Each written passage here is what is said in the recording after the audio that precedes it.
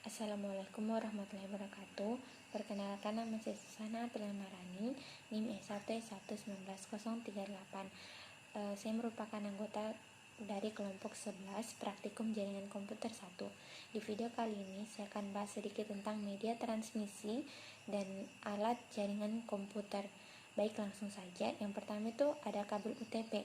Kabel UTP sendiri merupakan kabel untuk jaringan Local Area Network atau LAN pada sistem jaringan atau network pada komputer. Kabel UTP sendiri terbagi menjadi beberapa kategori berdasarkan dengan kemampuan transmisi datanya, yaitu ada kategori 4 digunakan untuk mendukung komunikasi data dan suara hingga mencapai kecepatan 16 megabit per detik. Ada kategori 5 digunakan untuk mendukung komunikasi data dan suara pada kecepatan hingga 100 megabit per detik. Ada kategori 5E digunakan untuk mendukung transmisi data hingga kecepatan 1 gigabit per detik, dan ada kategori 6 digunakan untuk mendukung transmisi data hingga 10 gigabit per detik.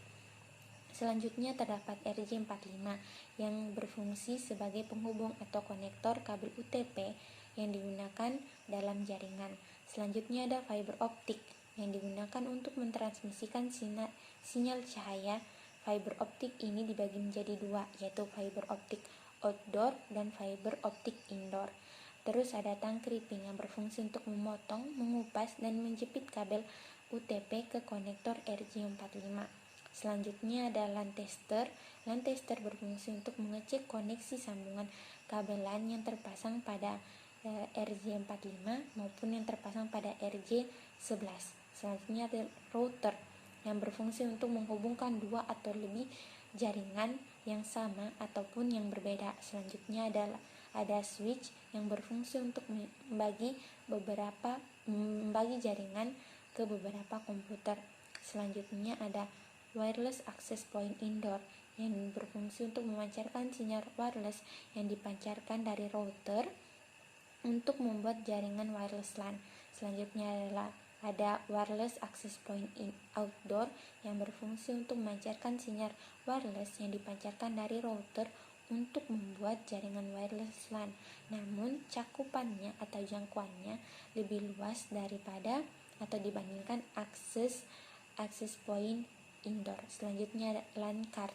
LAN card berfungsi untuk menangkap sinyal Wi-Fi jaringan LAN dengan menggunakan media kabel. Sedangkan wireless card berfungsi untuk menangkap sinyal Wi-Fi jaringan LAN tanpa menggunakan media kabel. Yang terakhir ada barrel connector yang digunakan untuk menyambungkan dua buah kabel UTP agar jangkauan kabel semakin panjang.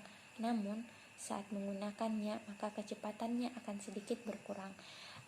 Mungkin itu saja dari saya, kurang dan lebihnya mohon dimaafkan. Billahi taufiq wal hidayah. Wassalamualaikum warahmatullahi wabarakatuh.